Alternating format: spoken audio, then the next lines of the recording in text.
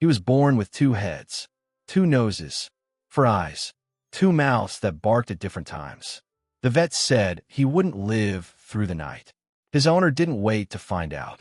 They threw him in a trash bag and left him outside the shelter before sunrise. His name became Gemini, and he was the strangest dog anyone had ever seen. One head was named Leo. He was alert, watchful, always scanning. The other head was named Rex. He was gentler, softer, quicker to trust. They shared one body, one heart, one life, but two completely different personalities. The shelter staff didn't know what to do. They'd never seen anything like him. Some volunteers were fascinated. Others were frightened. Most just looked away. Gemini couldn't eat like other dogs. His two heads had to learn to coordinate, to take turns, to share. He couldn't walk in a straight line. Each head wanted to go a different direction. He stumbled. He fell. He got back up. The shelter put him in the back room. Not for adoption. Not for visitors. Just hidden. Word spread. People came to see the monster dog. Some laughed. Some cried. Some took photos. No one wanted to take him home. Months passed. Gemini grew bigger. His two heads learned to work together. Leo watched for danger. Rex looked for kindness. They became a team, but no one came for him. Then one day, a woman walked into the shelter. She didn't ask for a puppy. She didn't ask for a normal dog. She asked to see the dog no one wanted. When Gemini was born, his two heads were not the only thing different about him. His brain was wired in ways no one understood. Each head had its own brain. Two brains, one body, two completely separate minds trying to control the same legs, the same mouth, the same body. Leo wanted to go left. Rex wanted to go right. Gemini fell. Leo barked first. Rex barked second. People thought he was broken. But here's what nobody understood. Gemini wasn't broken. He was learning something no other dog had to learn. Cooperation.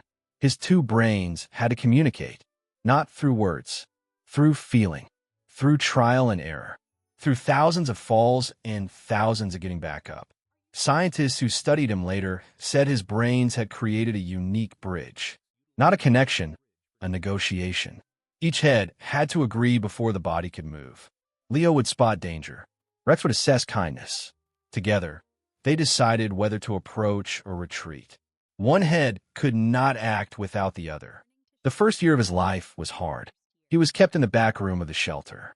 Volunteers fed him by hand, one head at a time. People came to stare. They came to point. They came to take pictures for social media. But no one came to stay. A man drove 3 hours to see Gemini. He called him a freak of nature. He laughed. He left. A family brought their children. The children cried. The parents pulled them away. The shelter manager started talking about euthanasia again. He's not adoptable, she said. No one wants a dog with two heads. But Gemini didn't know he was different. He knew he was hungry. He knew he was tired. He knew that when the volunteers came, they were kind. He didn't understand why no one kept him. He would press his two noses against the kennel bars, watching people walk past. Leo watched their hands. Rex watched their faces. They were looking for someone who would stay. Her name was Maya. She was a veterinarian who had seen strange things before. But never this. She heard about Gemini from a friend. She didn't come to stare. She came to understand. When she walked to his kennel, Leo growled.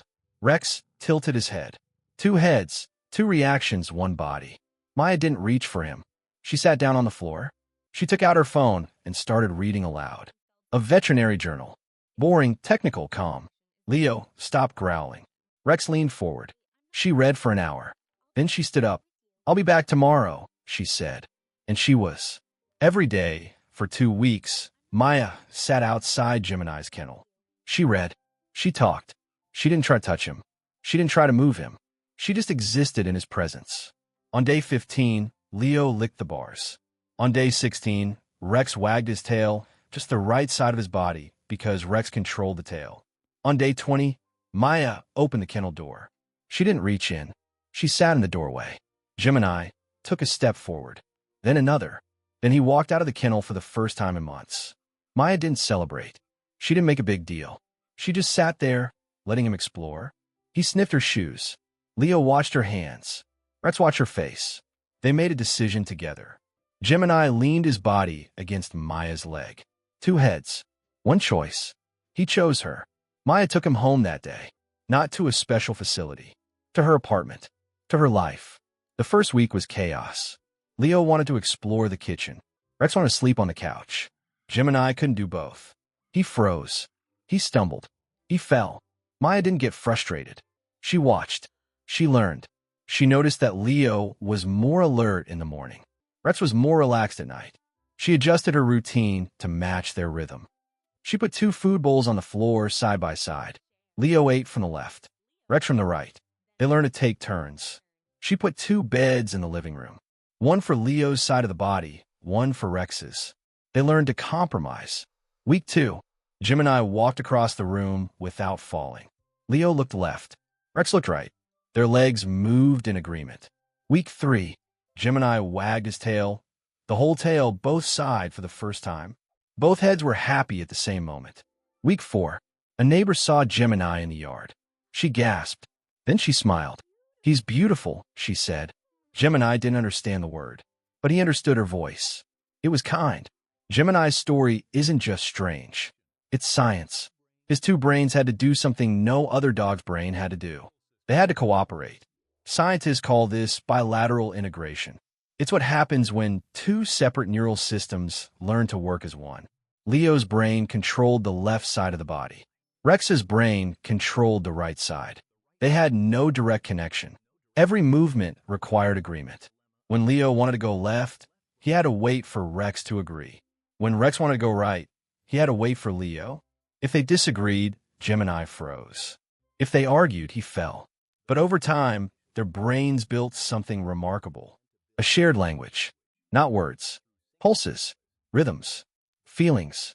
Leo would send a signal, a slight tension in the left shoulder. Rex would respond, a relaxation in the right hip. They learned to negotiate before moving. This is the same thing that happens in humans with split brain conditions. Two hemispheres, one body. They learn to communicate. They learn to cooperate. They learn to become one. Maya didn't try to change Gemini. She created an environment where his two brains could learn at their own pace. She gave them time. She gave them space. She gave them a reason to trust. The veterinarian who had wanted to euthanize him came to visit. She watched Gemini walk across the yard, straight, steady, confident. She watched him eat from two bowls, taking turns. She watched him wag his whole tail. She cried. "He's not the same dog," she said. Maya shook her head. "He's exactly the same dog. He just needed someone to give him time." Today, Gemini is famous. Not as a freak, as a miracle. He's been on television. He's been in magazines. Thousands of people have come to meet him, but he only trusts a few. Leo still watches for danger. Rex still looks for kindness. Together, they decide who is safe. Children come to see him. They don't laugh anymore. They ask questions. How does he eat? How does he walk? How does he decide where to go? Maya tells them the same thing. He learned to share. He learned to compromise. He learned that being different doesn't mean being alone. Gemini still falls sometimes. Leo and Rex still disagree. But they get up faster now. They've had practice. The man who called him a freak came back. He wanted to apologize. Gemini growled. Leo remembered. Rex did not. They disagreed. Gemini walked away. Maya didn't force him to forgive. She let him choose. Because that's what Gemini's story teaches us. Different doesn't mean less. Strange doesn't mean broken. Two heads don't have to agree on everything to walk in the same direction. If you feel like the odd one out, if you've been called strange, weird, too much, not enough, if you're waiting for someone to see past what makes you different, keep waiting. They're coming. Maya didn't find Gemini. She went looking for the dog nobody wanted. She found him in the back room of a shelter, two noses pressed against the bars, watching for someone who would stay. She stayed, and now the dog with two heads is the dog everyone wants to meet. Not because he changed, because someone finally saw him for what he was. Not a freak, not a monster, just a dog who needed a chance. Gemini still has two heads. He still has two brains. He still falls sometimes. But he also walks. He also wags his tail. He also loves. Not because he was fixed, because he was seen. And that is the only way healing ever really happens. The next time you see something different, something strange, something that doesn't fit, don't look away. Don't laugh. Don't call it a freak. Sit down. Be patient. Let's show you who it is. You might discover that different isn't less. Different is just different. And sometimes, different is exactly what the world needs.